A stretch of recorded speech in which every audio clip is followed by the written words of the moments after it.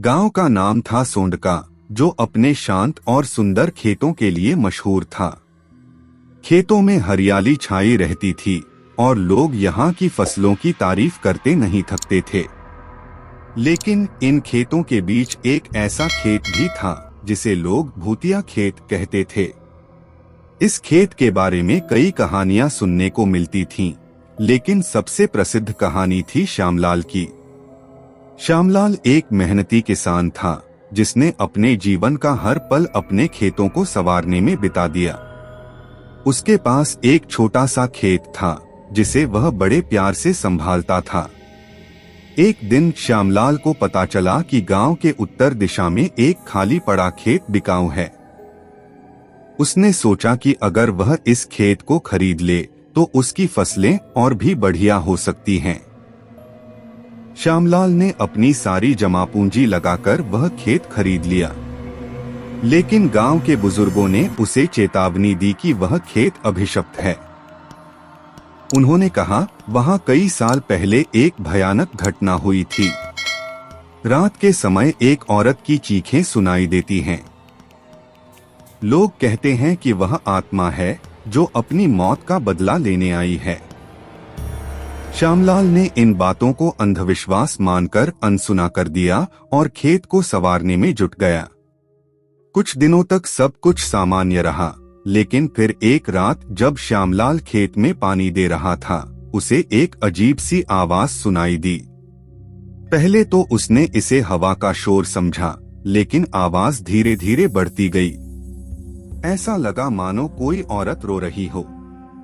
श्यामलाल ने हिम्मत जुटाई और आवाज की दिशा में बढ़ने लगा। जब वह आवाज के पास पहुंचा तो उसने देखा कि एक सफेद साड़ी पहने औरत खेत के बीचों बीच खड़ी है। उसकी आंखें लाल थीं और चेहरे पर एक भयानक मुस्कान थी। श्यामलाल के शरीर में सिहरन दौड़ गई। उसने तुरंत खेत छोड़ने का फैसला किया और दौड़कर अपने घर लौट आया। अगली सुबह श्यामलाल ने गांव वालों को अपनी बीती रात की कहानी सुनाई। गांव के मुखिया ने श्यामलाल को सलाह दी कि वह मंदिर में जाकर पुजारी से बात करे। पुजारी ने श्यामलाल को बताया कि उस खेत में वर्षों पहले एक भयानक घटना घटी थी। एक नवविवाहित जोड़े को कुछ डाकुओं ने लूट लिया था और उसकी पत्नी को मार डाला था। उसकी आत्मा वहीं भटक रही है, बदले की आग में जलती हुई। पुजारी ने श्यामलाल को एक यज्ञ करने का सुझाव दिया ताकि आत्मा को शांति मिल सके। श्यामलाल ने पुजारी की सलाह मानकर यज्ञ करवाया।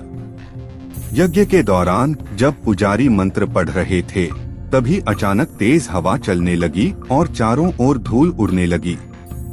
ऐसा लगा मानो पूरा वातावरण ही बदल गया हो। श्यामलाल को डर लगने लगा, लेकिन उसने हिम्मत नहीं हारी। यज्ञ खत्म होते ही हवा शांत हो गई और माहौल सामान्य हो गया।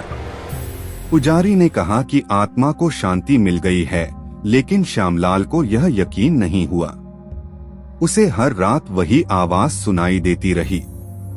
श्यामलाल ने अंत में फैसला किया कि वह गांव छोड़ देगा। उसने अपने खेत बेचने की कोशिश की, लेकिन कोई भी खरीदने को तैयार नहीं हुआ। फिर एक दिन श्यामलाल ने खेत को छोड़कर जाने का निर्णय लिया और अपने परिवार के साथ गांव से दूर एक नए स्थान पर बस गया। कई सालों बाद उस खेत की स्थिति वैसी ही रही। कोई भी उस खेत को खरीदने की हिम्मत नहीं करता था। लेकिन एक दिन गांव के एक नवयुवक ने उस खेत को खरीदने का फैसला किया। उसने सोचा कि यह सिर्फ अंधविश्वास है और कुछ नहीं। उसने जब खेत को संवारना शुरू किया तो पहली रात ही उसे वही चीखें सुनाई दी। उसने देखा कि एक औरत की परछाई उसके खेत में घूम रही है। नवयुवक की हालत खराब हो गई और वह भी अगले ही दिन गांव छोड़कर चला गया।